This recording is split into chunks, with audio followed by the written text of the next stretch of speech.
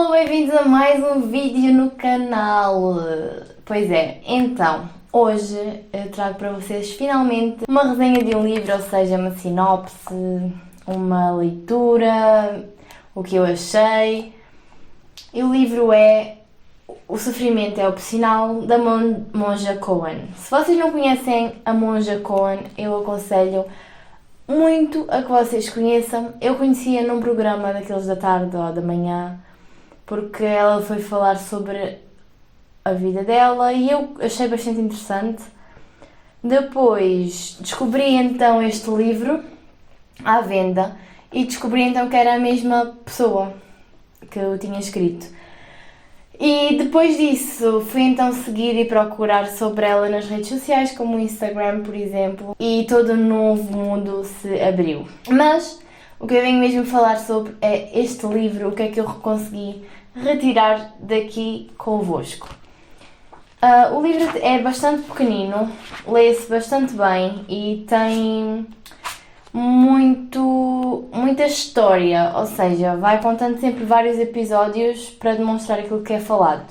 E então eu vou-vos dizer minimamente o que é que eu consegui retirar deste livro, porque este livro é feito para pessoas que já tenham tido depressão ou que tenham depressão, e não sei se a ideia é ajudar, à partida é óbvio que sim, mas é ajudar, não é ficar curado, é sim saber lidar com a depressão. E primeiro que tudo é deixar de lado as notícias, os telejornais, todas as coisas negativas que nos afetam no nosso dia-a-dia, mesmo que nós não nos apercebamos.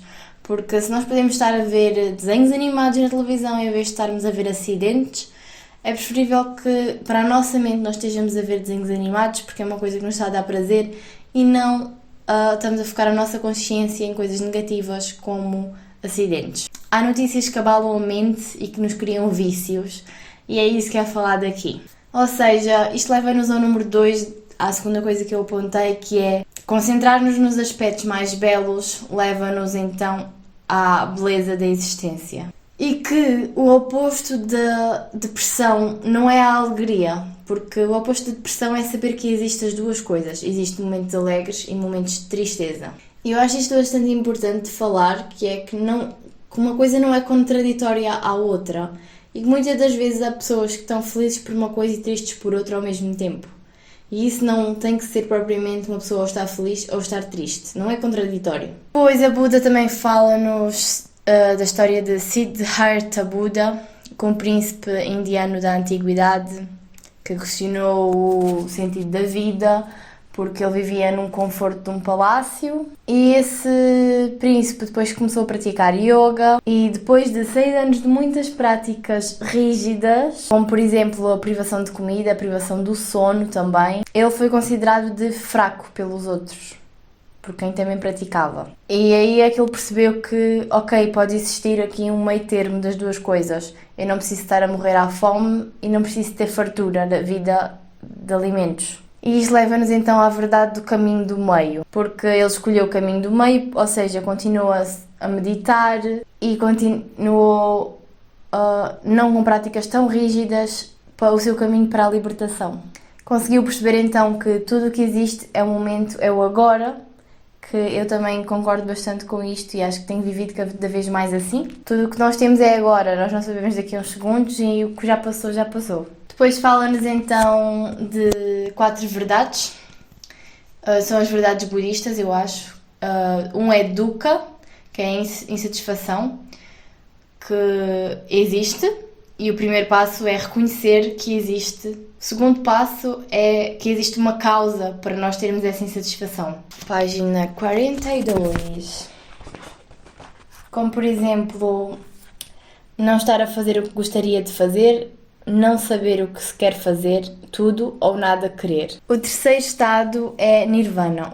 Nirvana aqui significa cessar a mente, os pensamentos, que é o estado natural da mente humana, basicamente. Ou seja, a paz, a tranquilidade, e assim podermos sair dessa insatisfação. E por último então o caminho das 8 práticas. E aqui foi então quando dizem o que é que devemos fazer para sair então desse estado de insatisfação. Primeiro que tudo, Eu vou dizer os títulos que eles dão aqui e não vou dizer assim muito, porque eu não estou aqui para vos dizer o livro, estou aqui para vos dar algumas ideias para pensamentos que eu achei importantes, pensamentos com os quais eu concordo. Provavelmente vocês podem ler o livro e nem sequer olhar por eles, porque uma pessoa quando lê um livro, lê e retira aquilo que acha importante. Ao fim de alguns anos pode reler o mesmo livro e retirar outras coisas que são importantes. Ou seja, vamos lá, a primeira é a memória correta, ou seja, acreditar que a transformação é possível, seja uma boa ou uma má transformação. Ou seja, temos que compreender o bom e o mau. Segundo é o pensamento correto, ou seja, aquilo que nos leva a fazer as nossas ações. Devemos nos concentrar na respiração, no agora. E observar o que existe à nossa volta. O terceiro ponto é o ponto de vista correto.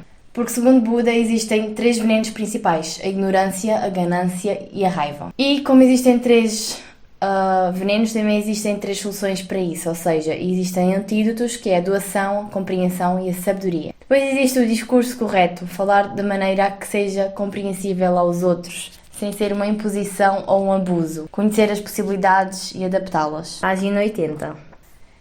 Essa maneira de ser não é fixa nem permanente. Podemos escolher outros programas, outros sistemas de pensamento e manifestação. É trabalhoso. Talvez precisemos de ajuda de pessoas especializadas. Só será possível se iniciarmos a aprendizagem. O conhecimento surge ao conhecer.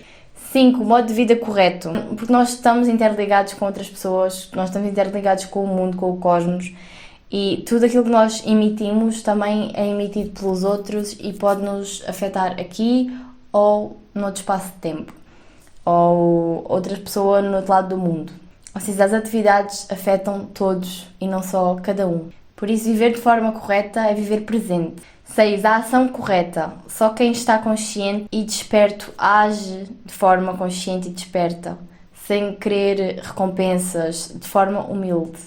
7. Ter coisas materiais é bom, mas se nós só nos esforçarmos por coisas materiais e não nos temos tempo para aproveitar a vida, é um esforço errado. Ouvir o nosso corpo, a nossa mente, o caminho do meio, o caminho correto. E por fim, 8. A meditação. Meditação correta, o estado entre o pensar e o não pensar. Estas 8 aprendizados levam então a uma grande pessoa, onde nos livramos da ganância, onde a pessoa está satisfeita, onde a pessoa aprecia a quietude, a memória correta e o samadhi reside na verdade.